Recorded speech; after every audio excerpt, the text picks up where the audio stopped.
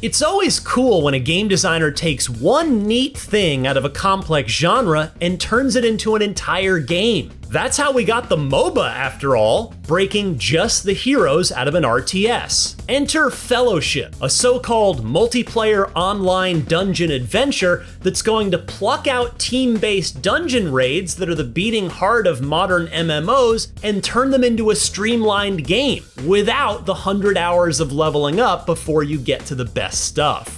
After some time with a development version of Fellowship, I have to say that the concept turned out just as cool as it sounds. It's no-nonsense, endlessly scaling dungeon runs in a 4-player team of a tank, a healer, and 2 damage heroes from among a selection of unique classes. In a group you make yourself, or with a team from a handy group finder, you jump in with your chosen role in either short and sweet one-boss adventures or longer multi-boss dungeons, letting you tune your gameplay time depending on whether you've got 10 minutes or an hour to kill. At the end, you pick up your loot, tweak your talents, kick up the difficulty, and go again.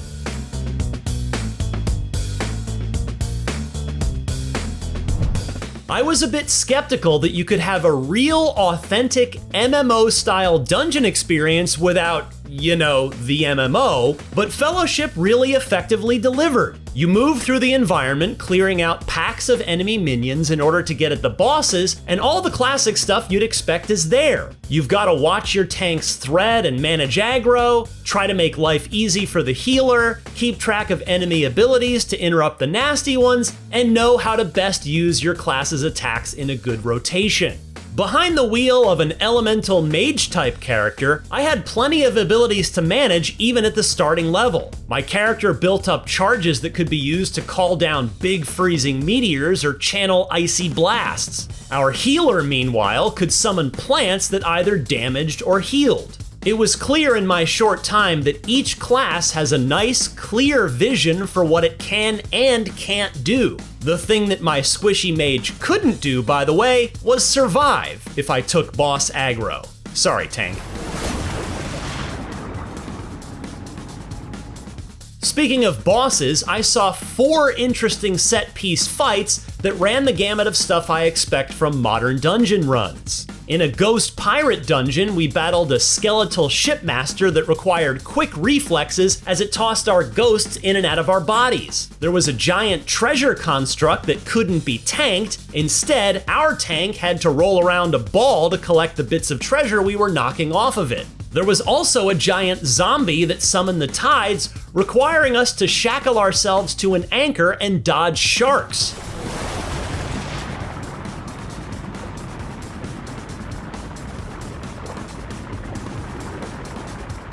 It wasn't all gimmicks though, and the developers were clear they wanted to strike a balance between fights that require reflexes and understanding clever mechanics with those that really push your ability to play your class's skills to the limit. They gave me a good example of the second with a nasty warlock boss whose up-tempo barrage of skills and summons needed constant interruption even as he created zones that either forced us to group up or to run away at top speed.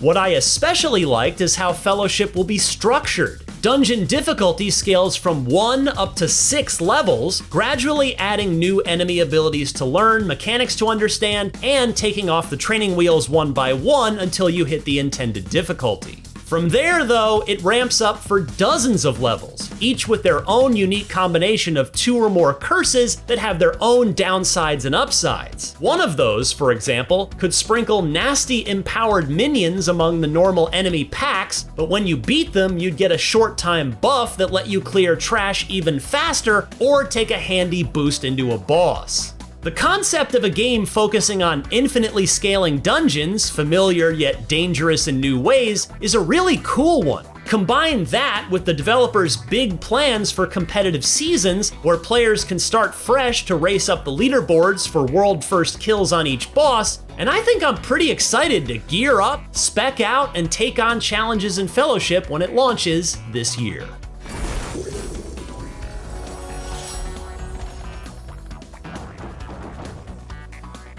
For more previews of the latest big games, check out our hands-on impressions of Dune Awakening and Elden Ring Nightfall